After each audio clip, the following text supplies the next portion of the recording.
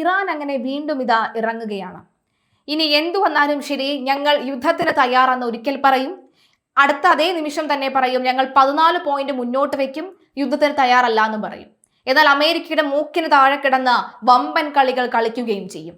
ഇറാന്റെ ആവശ്യങ്ങളിലും നിർദ്ദേശങ്ങളിലും അമേരിക്ക തൃപ്തരല്ലെന്ന് വ്യക്തമാക്കിയതിന് പിന്നാലെ യുദ്ധം പുനരാരംഭിക്കാൻ സാധ്യതയുണ്ടെന്ന സൂചനകൾ നൽകി മുതിർന്ന ഇറാൻ സൈനിക ഉദ്യോഗസ്ഥൻ. അമേരിക്കയുമായി വീണ്ടും ഒരു സംഘടനത്തിന് സാധ്യതയുണ്ട് എന്നും അമേരിക്കയുടെ ഏത് മണ്ടത്തരങ്ങളെയും നേരിടാൻ തങ്ങൾ തയ്യാറാണെന്നും ഇറാനിൻ സെൻട്രൽ കമാൻഡിലെ മുതിർന്ന ഉദ്യോഗസ്ഥനായ മുഹമ്മദ് ജാഫർ ആസാദി പറയുന്നു. ചെറിയൊരു ഇടവേളയ്ക്ക് ശേഷം വീണ്ടും യുദ്ധം ആരംഭിച്ചേക്കുമെന്ന സാധ്യതകളെക്കുറിച്ച് ഇറാന്റെ ഫാൻസ് ന്യൂസ് ആണ് റിപ്പോർട്ട് ചെയ്തത്.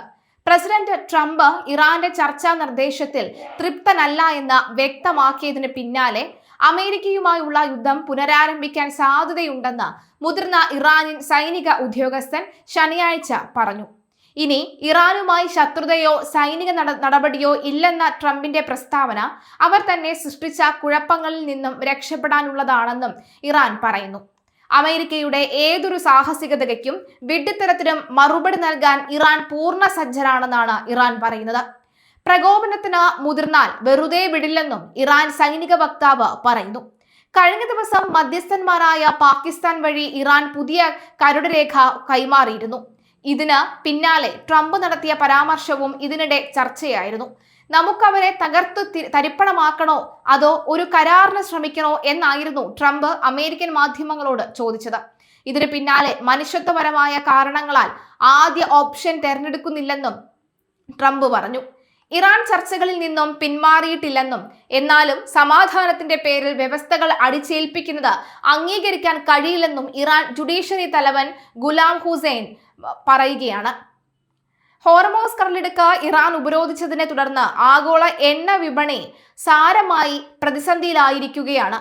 ഇറാനിൻ കപ്പലുകൾ പിടിച്ചെടുക്കുന്ന US നാവികസേന ഒരു തരം കടൽ കൊള്ളക്കാരായി മാറിയെന്നായിരുന്നു ഈ മേഖലയിലെ സാഹചര്യങ്ങളെക്കുറിച്ച് തമാശ രൂപേണ ട്രംപിന്റെ ന്യായീകരണം.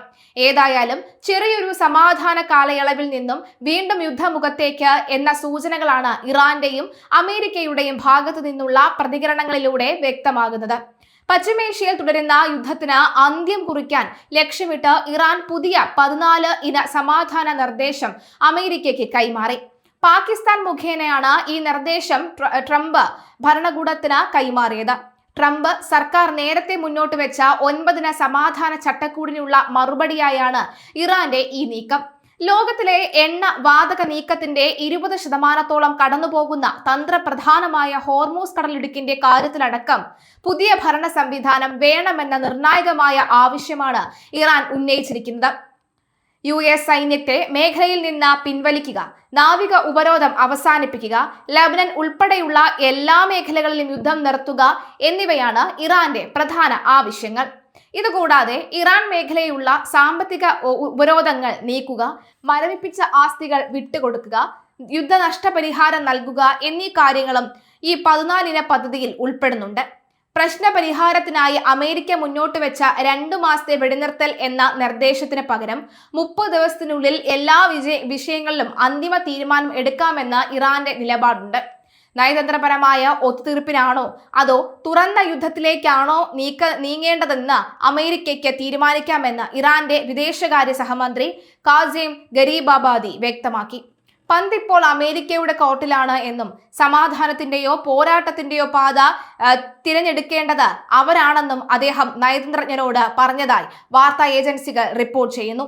സ്വന്തം രാജ്യത്തിന്റെ സുരക്ഷയും താൽപര്യങ്ങളും സംരക്ഷിക്കുന്നതിനായി ഏത് സാഹചര്യത്തെയും നേരിടാൻ സന്നദ്ധമാണെന്നും ഇറാൻ അറിയിച്ചു.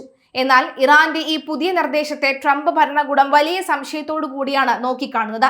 കഴിഞ്ഞ 47 വർഷമായി ഇറാൻ ചെയ്ത കാര്യങ്ങൾക്ക് അവർ വലിയ വില നൽകേണ്ടില്ലെന്നും അതിനാൽ ഈ കരാറ് സ്വീകാര്യമാണെന്നും കരുതുന്നില്ലെന്നും ട്രംപ് തന്റെ ട്രൂത്ത് സോഷ്യൽ പ്ലാറ്റ്ഫോമിലൂടെ കുറിച്ചു.